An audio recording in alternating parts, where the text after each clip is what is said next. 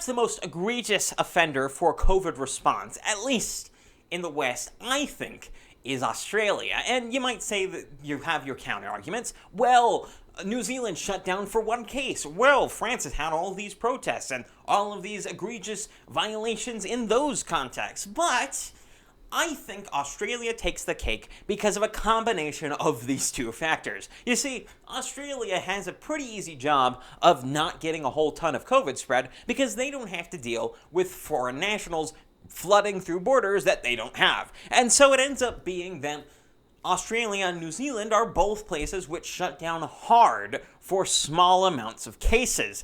And on top of that, the Aussies have had a pretty terrible response to the massive protests in response to their lockdowns, where they have arrested 250 people, more than that, and have had 4,000 fines go through. That on top of the more mundane and everyday examples of people being arrested for not wearing a mask or fined in the streets or having people go out to remote campgrounds and having the police helicopter out to those places where there is no chance of COVID spread to just complain at people for moving away from their house. This is the sort of absurdity that has utterly consumed Australia and much of the West, I admit. But I think this reveals an important factor about lockdowns, and that is a lockdown is the quintessential form of totalitarian control of a country. The reason being for that, because when you have a lockdown, the government can not only control what you do with your money, it can not only control where you spend your money, whether you spend it with big businesses or local shops, whether you spend it in one place or another, or what you do with it. They also control your very movement, every aspect of your life, how you breathe, how you move, where you move, whether you go to another part of the country or not, whether you even go to a different part of a city, becomes a political statement, becomes a political act because the government has deemed it right for them to govern said acts. And it's quite funny to me to see how the communists would of course respond, well, you're putting those people in danger. Breathing is an offense to me, which is quite funny considering that isn't true at all. There is, of course, the obvious argument that diseases are diseases, and they're always going to be diseases, and there always have been diseases, so complaining about this particular disease is of course silly, but I want to move a bit beyond that, to actually go to a bit of a misconception that comes out of libertarian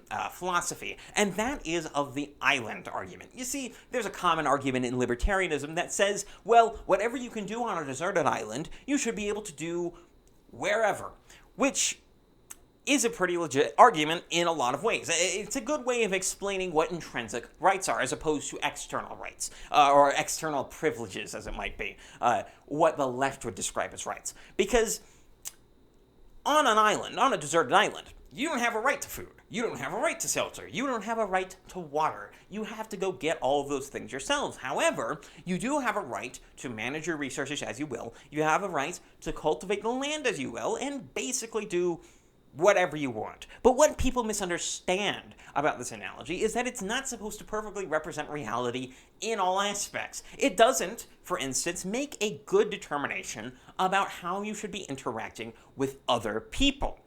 Because it turns out that mildly inconveniencing someone or being in the way of someone doing something is not inherently counter to their rights. It turns out that my breathing within some vicinity of you is not a violation of your rights because I can breathe on the theoretical desert island and you don't have the right to tell me not to breathe or not to breathe in a way that's comfortable to me. Breathing is a perfectly normal thing to do. The same way that you can't simply tell me, get out of my way, when I'm standing in a place.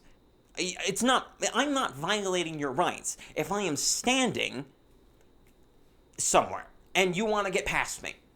Go around. I am standing here.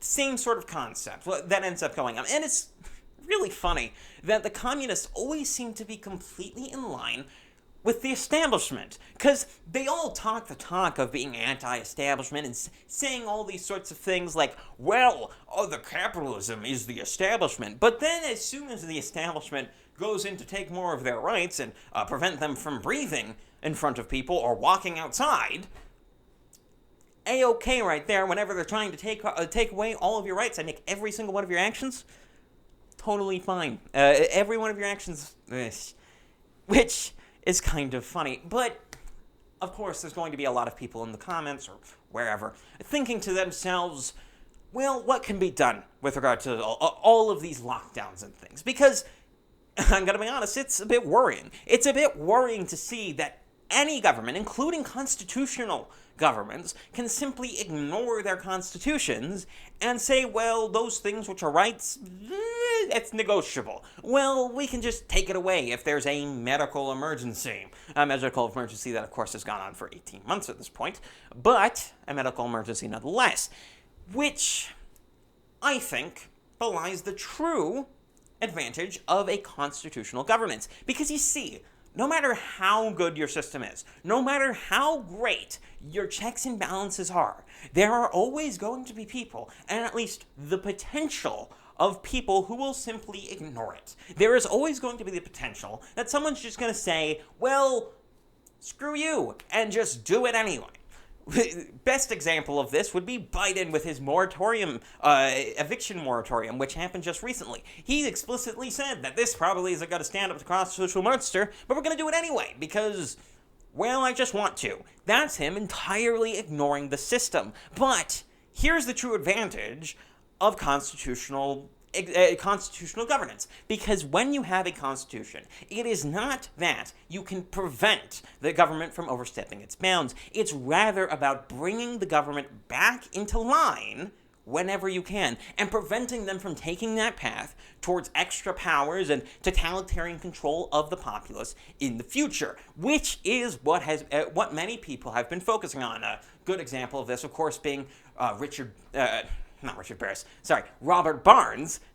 I get the names mixed up, I'm sorry. Who has been doing a lot of very good litigative work, along with people like Robert F. Kennedy and other such people in the space who have been creating lawsuits and actually creating law that is going to prevent a lot of these things happening in the future. And a lot of the decisions have at least been okay in the U.S., of course. If you go outside the U.S., then, well, you've got more loose constitutions over there, and you end up having constitutions that say, well, you have rights, unless we say you don't, in which case you don't. Whereas there is no such pussyfooting around the issue in the U.S. Constitution. Have fun with that. And, all of this, in case it doesn't work, in case we can't even do it through elections, which, of course, I know people are worried about in 2020. I've never taken to that argument because, well, let's be honest, 2020 was an honestly really surprising and really unique situation. That's not going to come up in the future. So, I don't think that's going to be the case, but if it does, well, let's just say I own that Assault Lego set for a reason. And that's where I'm going to leave you guys off. If you enjoyed that video, do in fact subscribe down below and check out my links to other places. I'm also on BitChute, I'm on Brighteon, I'm on Rumble, I'm on all of those places, I'm on Odyssey, I'm also on Minds and Gab if you want to check out whether I will put my thoughts there or not, and that's where I'm going to leave you guys off. I'm KelKidman, this has been Breaking on the Daily, and I'm out.